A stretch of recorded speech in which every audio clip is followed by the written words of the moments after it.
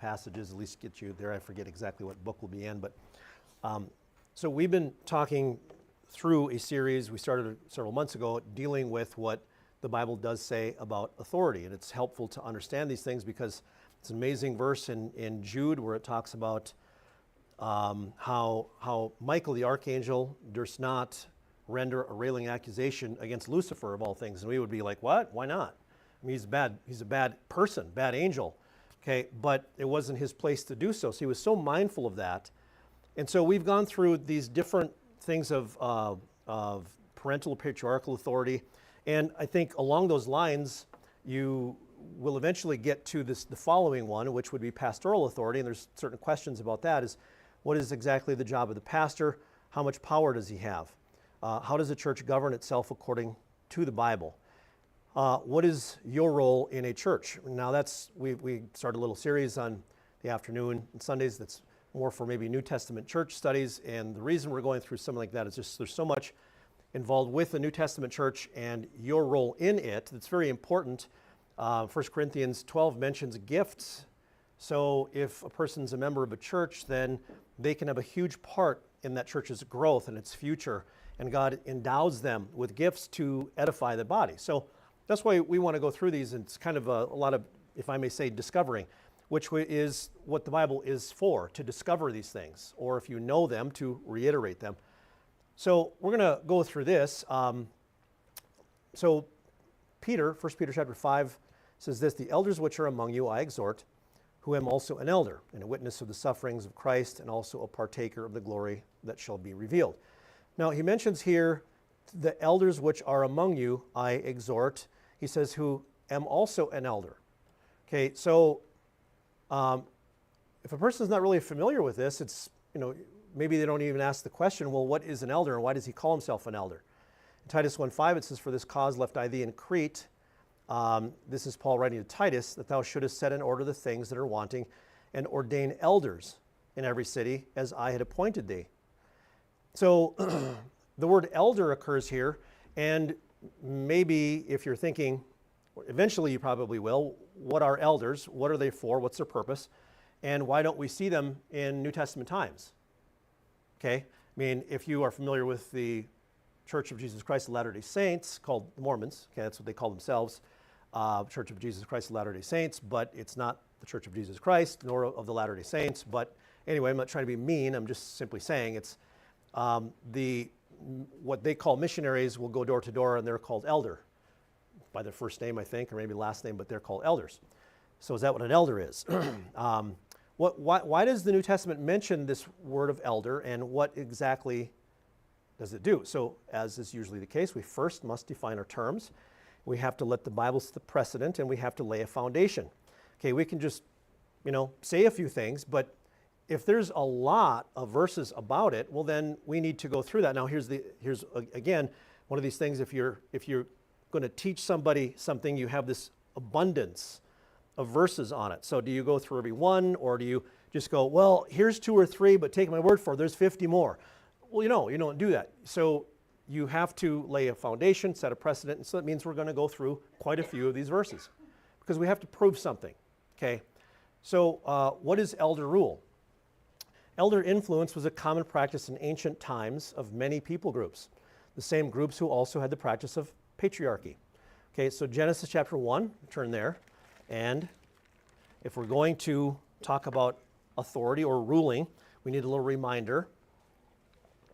In Genesis chapter 1, we looked at the first place that we see the word rule, and a person can, what one person might mean or think that the word rule implies, you see, an oppressive tyrant or oppressive king can rule, right?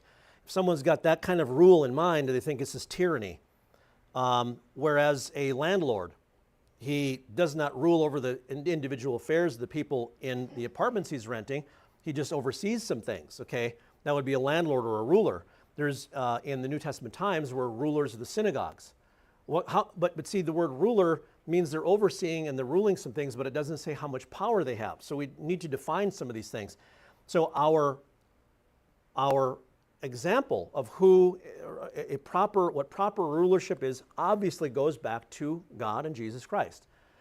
Okay, what God did as the ultimate creator and ruler is he created these positions or orders. You have God, then you have angels, you have humans, animals, plants, then you have these individual orders of authority within human society. And God created many of those. And he did that so that, not so that each person who's in authority can receive, okay, this is very, very important, but that each person in authority can serve. Not receive, but serve. Okay, so Genesis 1 verse 16, God made two great lights, the greater light to rule the day and the lesser light to rule the night. So, okay, notice again, two great lights. The greater light to rule the day, that's the sun, obviously. So does the sun actually physically, personally rotate the earth? Does it? No, it simply gives a rule or a guide for God's creation to handle itself the way God created it to. And really what it does, as we mentioned this before, okay, it gives guidance and helps that which it guides to thrive. Mainly it's there to guide what God has already created so that that which he has created can fulfill its purpose. That is what ruling is supposed to be, ultimately. Okay, so would God tend to be consistent? So if we go back to Old Testament times, and what we see there is quite a bit of it. If that was the case, would God tend to be consistent in the new? The answer is yes, if what he was doing was a principle. Is the modern New Testament church form of government consistent in principle with that of the principle of patriarchy and men being leaders? Okay, what we've looked at in the last several weeks is yes. Okay, we haven't looked so much as necessarily the New Testament church, but you see that within there quite a bit. We haven't scrutinized it like we're going to the next, like today and next few weeks, but it definitely is. But let's prove that. In Genesis chapter 50, verse 7, and Joseph went up to bury his father, and with him went up all the servants of Pharaoh. Notice it says the elders of his house and all the elders of the land of Egypt. So it says the elders of Pharaoh's house and all the elders of the land of Egypt. There were elders there. Okay, turn to Numbers chapter 22. Numbers chapter 22.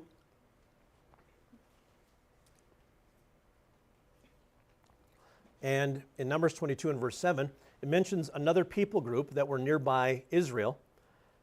This was about the time when after they had come out of Egypt, and the elders of Moab, and these are both about, Numbers 22 is about 1500-ish BC. Joseph is about 250 years prior to that. And so the elders of Moab and the elders of Midian departed with the rewards of divination in their hand, and they came unto Balaam and spake unto him the words of Balak. Okay, so notice the elders of Moab and the elders of Midian. Notice these two people groups, these two nations, have elders. Okay? So again, we're building a precedence. We're looking at this. I'm going to make the assumption that you may never have, I'm not trying to insult you like, well, you probably haven't ever studied this. I'm not saying that. But, there's lots of different things you can study in the Bible. This may not have been one of them. I heard, snippets of something from years ago and about elder rule in the New Testament church. And I'm like, well, that's interesting. But anyway, so then I went on to something else. Okay. But now it's like, well, okay, now it's pertinent because we're looking at if this is a mission work and it's going to eventually, our hope and prayer is it's its own independent Baptist church, well then the people in that church need to know how the church should be run and its government should be run according to the Bible so that they can better be able to be prepared, right? So that's why we're going through this. So here's these two people groups, but here's the thing, Israel also practices. So here's what I'm doing. We're going back to the very, very first time we see the word elder in the sense of elders, not somebody who's older. And the first time we see this is it's practiced in ancient Egypt. It's practiced in other people groups surrounding Egypt, and Israel also practices it. In Exodus chapter 3, go and gather the elders of Israel together and say unto them, the Lord God of your fathers, God of Abraham, Isaac, and Jacob, appeared unto me, saying, I have surely visited you and seen that which is done to you in Egypt. So notice this says, go and gather the elders of Israel. So this is at the very least we could say, well, it's endorsed by God because God says go and gather the elders. If elders in Israel was the norm and God doesn't like it, he's going to not endorse it, right? But he does. Now, question, does God endorse it or does he institute it? If he institutes it, that means he started it. And if he started it, that means it's going to be consistent with some principle. So even though Egypt and Moab were not Christian nations, they still had a remnant of the practice of the biblical culture of elder influence, the patriarchal influence. Since God instituted it, it is in principle the way that God designed it. Therefore, he continues it. So in Exodus 17, if you want to turn there, so we'll look at a couple verses in Exodus chapter 17.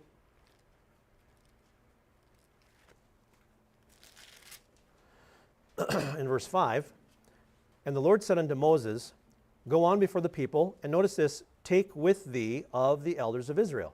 So you see, God's telling him, this is just this common practice. It's almost like this. Everybody knows we have elders and that we need them. So God says, take them. Now, where do they get that idea? I'm going to make the assumption, it goes all the way back to pre-flood times. You see patriarchs there, and we see it come up to Noah and the flood, and we see that immediately afterwards, God instituted, it seems, this practice where the elder, actually, that wasn't instituted right after the flood. I mean, this was instituted immediately. You see the birthright taking place even in Adam and Eve's home.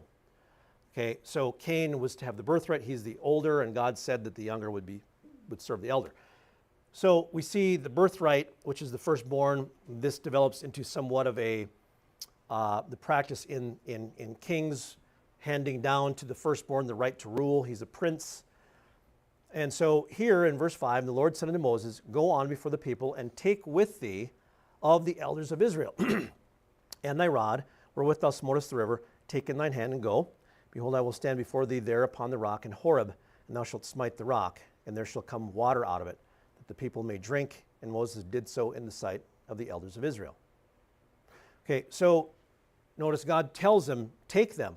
I want you specifically you to go, but I want you bringing the elders with you.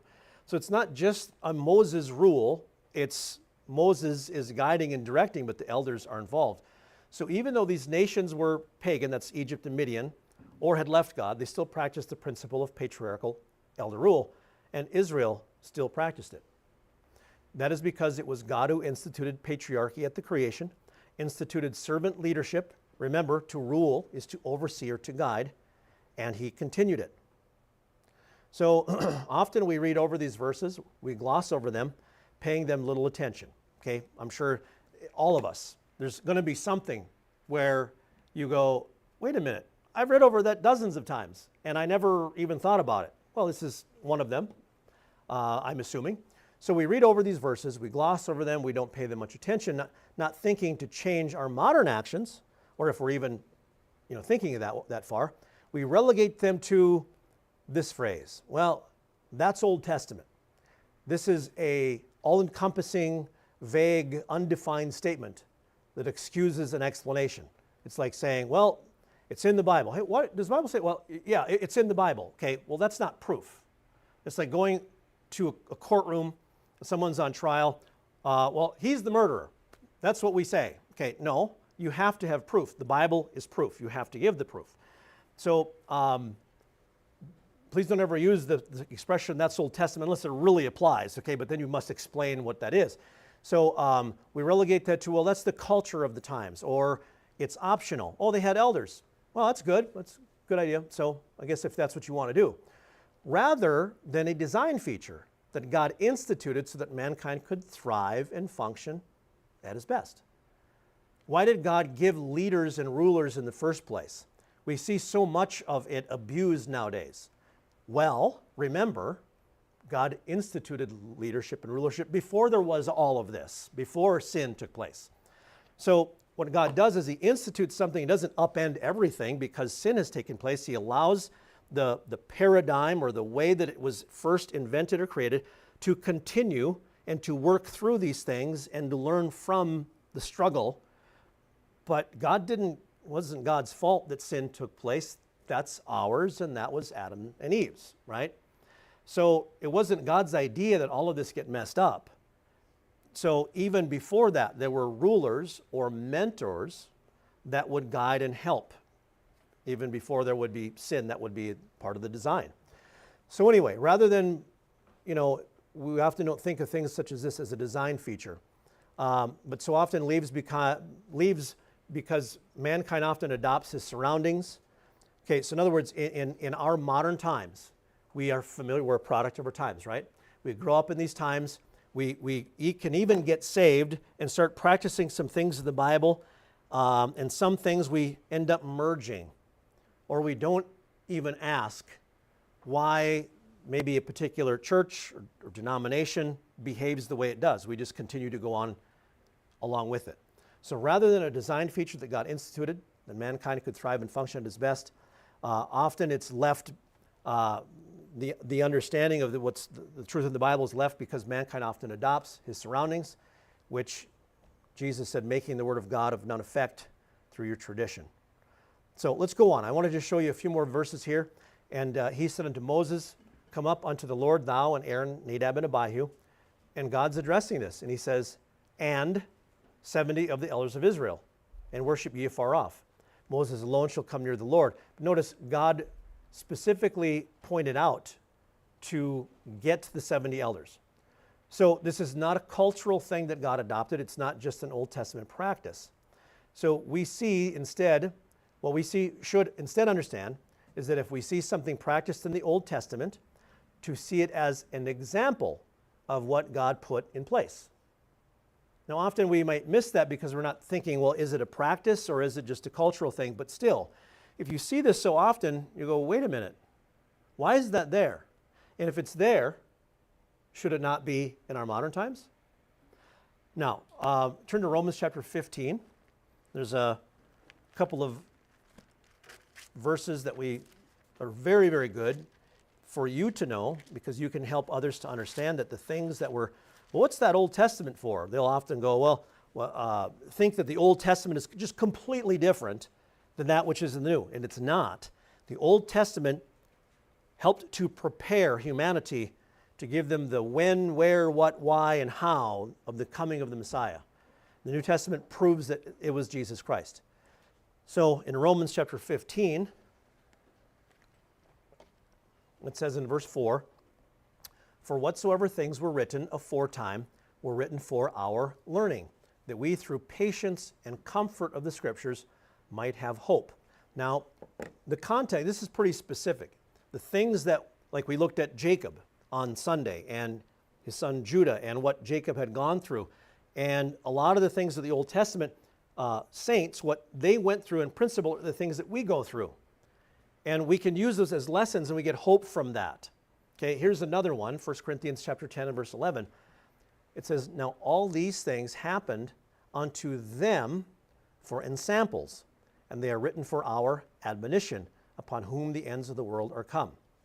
Now, it's always important, and this is why it's a good idea. So often, and I go through a lot of these verses somewhat quickly. It doesn't give you the chance to look at the context. But the context of 1 Corinthians 10 and verse 11 is talking about the children of Israel as they're coming out of Egypt and all of the things that they did in the wilderness. Okay, so how they resisted God and how the examples of the things that God brought to them, like the rock and the manna, all these things. So with that in mind, now all these things happened unto them for ensamples.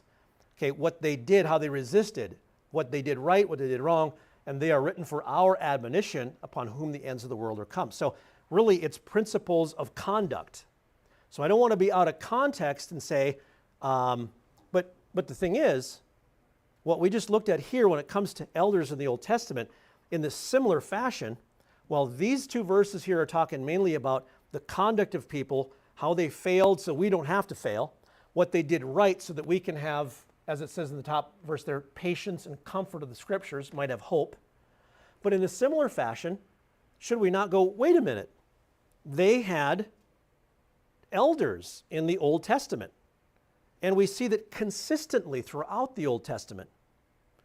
would that also not be an example or an ensample of how, if God instituted it, then it must be serve some greater purpose? Then is that for today also? Well, that's what we're leading up to. So I asked, first of all, we're looking at what is the role of the pastor, and like, well, why did we switch to elders? We'll see, because the Bible makes a correlation, but we have to go back and set a precedence. We have to go back to the foundation. So bear with me, if you will. If a person would say, well, all we want is 1 or 2 verses, well, no, that's not very thorough. Okay, we're going to look at the ones that we need to look at to prove what we're looking at. We can look at, I think, 115 if you'd like, but we're just going to hit about 10 here. Okay, so anyway, we still see the example of the practice that we should see as a foundation. Okay, so we see that God is the one that created this framework in the first place. So in Numbers chapter 11, it says, "And the Lord said unto Moses," now we looked at this already, "Gather unto me 70 men of the elders of Israel, whom thou knowest to be the elders of the people, and officers over them." I guess we looked at a different verse, but it says, "And then bring them unto the tabernacle of the congregation, that they may stand there with thee." So we did look at Numbers, the book of Numbers, similarly, and there were elders mentioned, but here, look at what God's doing. So prior to this, Moses is stressed out. He can't handle all of these people. So God says this to him, okay? Notice, God said, "Gather unto me 70 men of the elders of Israel, whom thou knowest to be the elders of the people, and officers over them, and bring them unto the tabernacle of the congregation, that they may stand there with thee." Okay, then he says in verse 17, Numbers 11, "And I will come down and talk with thee there, and I will take of the Spirit which is upon thee, and will put it upon them. And they shall bear the burden of the people with thee, that thou bear it not thyself alone." So here's what we're getting to. In the New Testament, it says a lot about elders. A lot. I'm going to say it one more time. A lot. I'm just kidding. Anyway, when it gets weird, then everyone's attention will go, okay, anyway. So it says in the New Testament all of these things about elders. Then why? And where did it come from? What is its foundation? So here we see it. God specifically institutes the elders for the purpose, notice, okay, right here, "And will put his Spirit upon them, and they shall bear the burden of the people with thee, that thou bear it not thyself alone." So it's to spread the accountability and to spread the responsibility and to lighten the burden off of one person and give it to others. Now, let me ask this, okay? If one person handles everything, let's just say in a church, we'll talk more about this later. Let's put it in political terms. A king has all of this power, and he has a small group of men. It's big government, where everyone in the big government does everything, but he's got absolute power, and the little guy doesn't have to do a thing. Now, in some cases, people like it that way because they don't have any responsibility. So no one at first really likes that because they don't want their freedom taken away from them. But most of the younger people don't know this, but there was something that was instituted in Russia. It was forced upon them in 1917. It was the Russian Revolution, or not Russian, it was the Communist Revolution. And they instituted forced labor. They took freedom away from everybody so that no one had to think at all. At first, of course, they resisted. No one liked that, but it was brutal. It was destructive. They killed millions of people. After about 60 or 70 years or so, communism fell, and some people were like, yes, finally. Some people were angry. Like, why? They had to stand in bread lines for hours, but it was free. They had to stand in the meat lines for hours, but at least it was provided. I don't have to worry about it. You see, when you become, but a zombie, there's a side of it that's like, I've become kind of comfortable this way. I don't have to do anything myself. Okay, that's not a good place to be. So if there was one ruler who did everything, as opposed, and the people that he ruled did nothing, they become complacent, right? Do they grow? There's no challenges. They don't have to go out and get their own food. It's provided for them. What if they have too much? Some of it's taken away from them, so they work less. How convenient. It kind of feels good that way. Because this big overarching governing ruler takes care of everything. What happens if it's done in a church?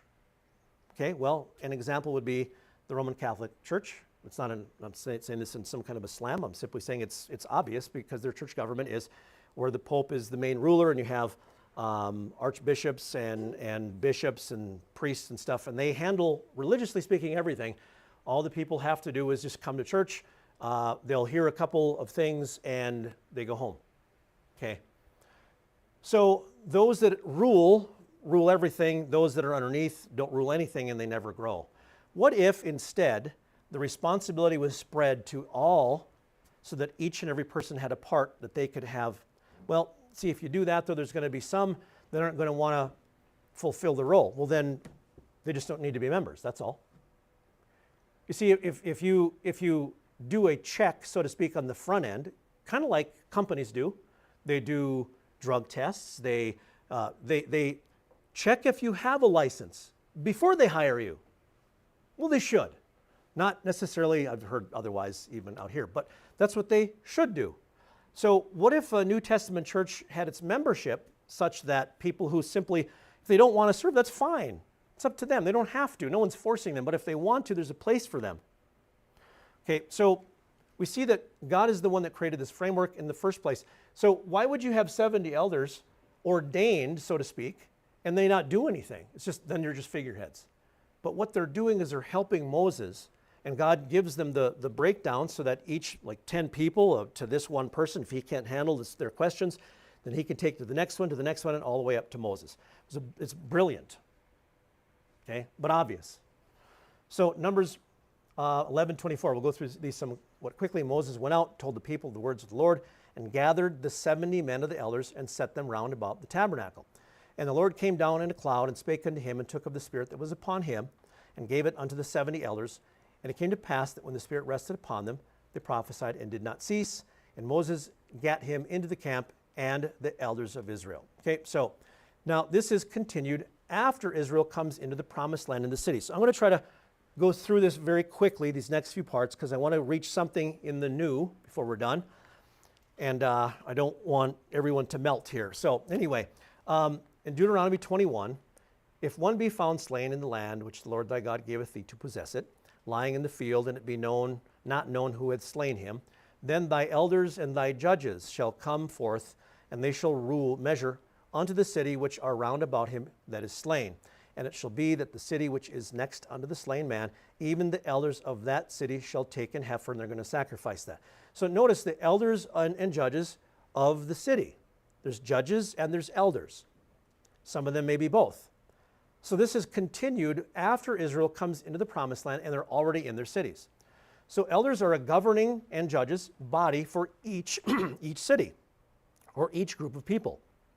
Notice, they shall say unto the elders of his city, this our son is stubborn and rebellious. He will not obey our voice. He is a glutton and a drunkard. The parents were supposed to take this rebellious son to the elders of the city, and they would punish him. That's an understatement. So anyway, if you want to read that on your own, Deuteronomy 22, verse 15, then shall the father of the damsel and her mother take and bring forth the tokens of the damsel's virginity unto the elders of the city.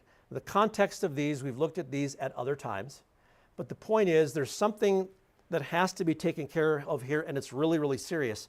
And there needs to be a group of people that are set aside for the purpose of justice and judgment, and that's the elders of each city. We see it in Psalm 107, let them exalt him also in the congregation of the people and praise him in the assembly of the elders.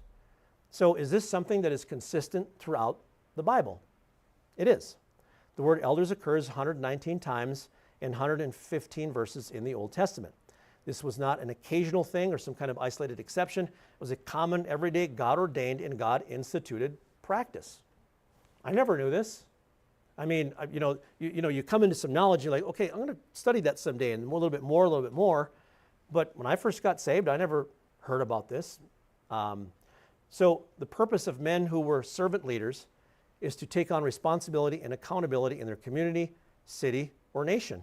This is what God instituted, and this is his desire for every man to be the leader in his community, in his home, and a representative system. And I'm putting a question mark on this, similar to the United States, where each elder represented his district. I don't know. I don't see places where they were voted into. I don't know how that would be determined. I'm just simply saying, if you look at this, we already did see in the book of Numbers that these elders were representative of a particular group of people that they would help with questions. But that was more of an oversight and a help.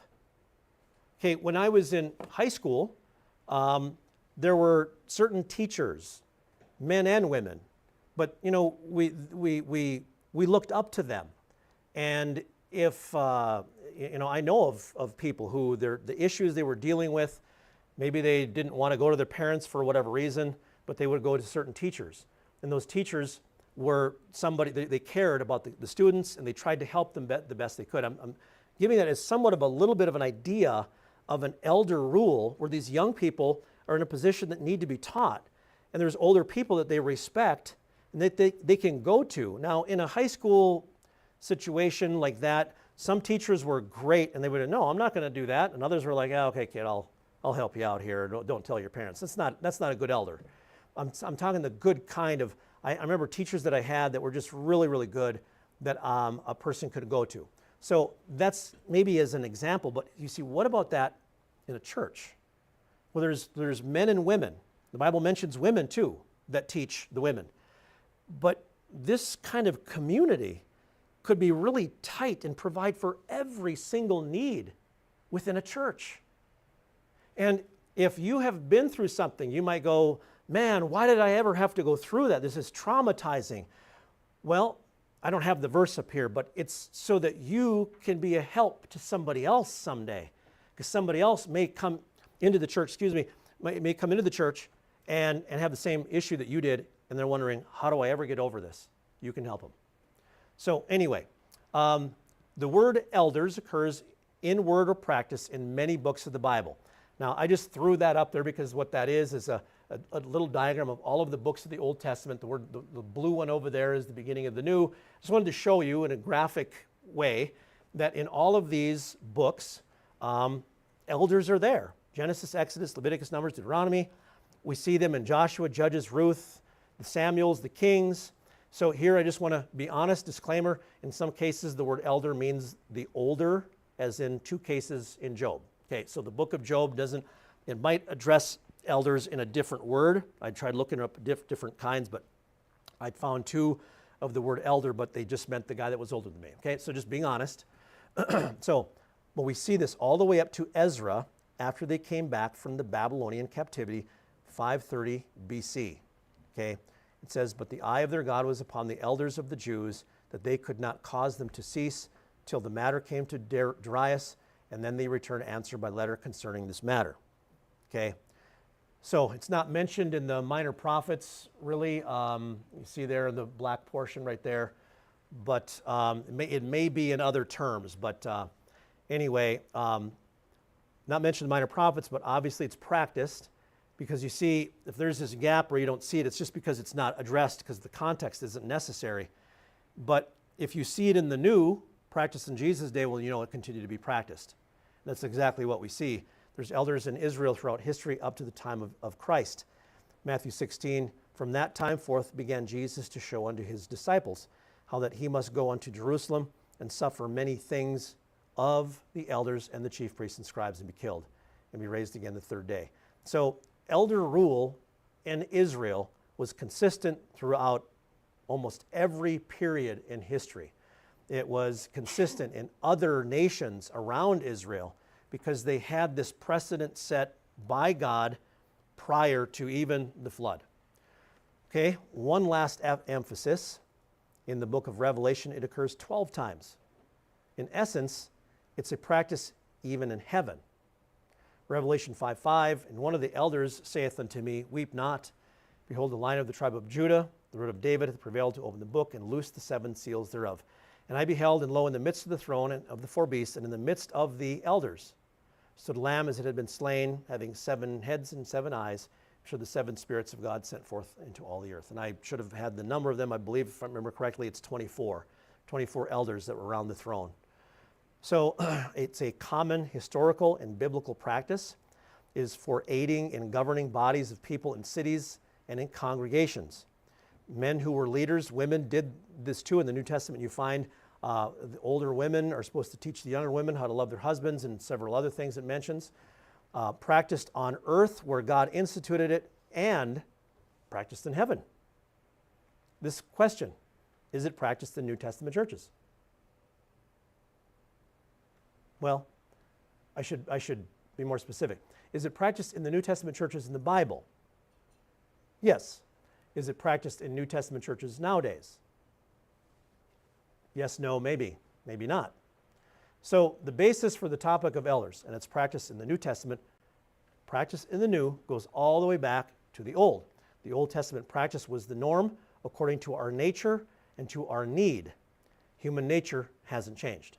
So this is why we're doing this, because I wanted to go back and it's a discovery in many ways for myself. I've studied a little bit, but not to the extent. When you have to teach something, then you really go back and study it, and I want to be thorough with this.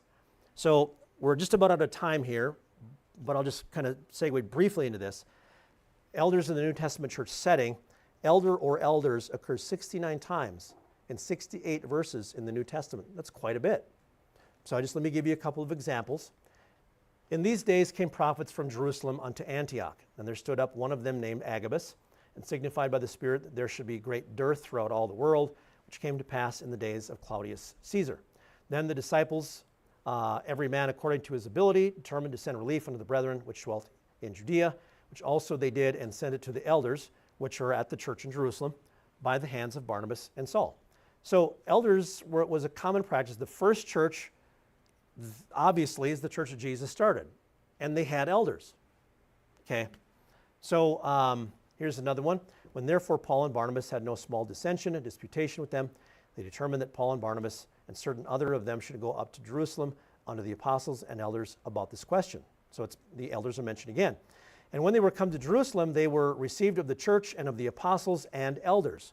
What's the purpose of the elders? Well, again, they're helping to take responsibility. If there's a lot of things to do and a lot of people to reach and a lot of people to serve, it helps to take the burden off of the fewer and spread it out to those who can be responsible for the most. Now, one of the things that when God put the Spirit of God upon these elders and they were prophesying, we'll look at more of this later, but there was, it says a young man, and it reveals later it was Joshua, and he comes, I shouldn't say young man, this man Joshua comes to Moses and he says, hey, these guys are still prophesying. And he's kind of like, envious thou for my sake? Would to God that all of God's people were prophets. So there's not this jealousy of like, well, I'm got to be the head pastor around here. I got to be No, there should be a spreading of responsibility. That's when you grow. So verse 6, and the apostles and elders came together for to consider this matter. So the elders were in on the decision making. The apostles weren't going, excuse me here, you guys aren't qualified. No. Those who were already ordained came together to practice this decision making, and that's what they were there for. So now, for the record, much of this depends on the availability or size of the congregation. Right? I mean, if there's not, you look at the qualification of somebody, you don't go, well, we need elders, so let's just force it and make it happen. Well, no, you don't do that. But the eventual purpose and goal for a church was to have elders. It was part of the process of church planting. So I'm going to say this now. We'll do one more verse, and then I'll see what comes after this, and maybe we'll do another. But anyway, no, Acts 14:21. When they had preached the gospel to that city and had taught many, they returned again to Lystra and to Iconium and Antioch, confirming the souls of the disciples and exhorting them to continue in the faith, and that we must through much tribulation enter into the kingdom of God. And when they had ordained them elders in every church, it's like every church, they have at the end here, prayed with fasting, they commended them to the Lord in whom they believed. It seems here this may have been similar to or was a service for becoming independent of the sending church. Okay, I would like to verify that, but they went to these churches, they went back, they confirmed them, ordained elders in every church, and then prayed with fasting. They commended them to the Lord, on whom they believed. It seems like that church is planted. It's independent from its mother church. But when they did that, there was one thing that they needed to do, and they ordained elders. Interesting. So another quick one. Like I said, okay, I didn't lie completely. For this cause left I thee in Crete, that thou shouldest set in order the things that are wanting or lacking, and ordain elders in every city as I had appointed thee. This is Paul telling Titus to ordain elders because he was a church planter and helping Paul in that endeavor. So what we're doing this for is because we're looking at, there's some overlap when it talks about what a pastor is. There's a mention of a bishop. What is a bishop? And it mentions that an elder, and then it equates an elder with a bishop. Well, what is a bishop? What is an elder? Are there differences? What is a pastor? Is the pastor also an elder? We want to define these things. We want to, so if we're going to talk about a church going from being a mission work to its actual independent New Testament church, these are things that we need to know. And in the process, we'll look at some of modern practice, because in modern practice, in many cases, there are not many elders that share the burden. There may be only one, and that would be the pastor.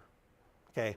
And so there might be one pastor, and he's the pastor of a church of several hundred, and there's no one, there might be other people to help him, but in many cases, they're not pastors or elders. Okay, so we'll examine that. Anyway, if you have any questions, please let me know. Okay, let's close in prayer. We thank you, Lord, for, again, all you do for us and for looking through these things in this Bible study. Help us to study the Word of God and rightly divide it so that we may find your will in its pages.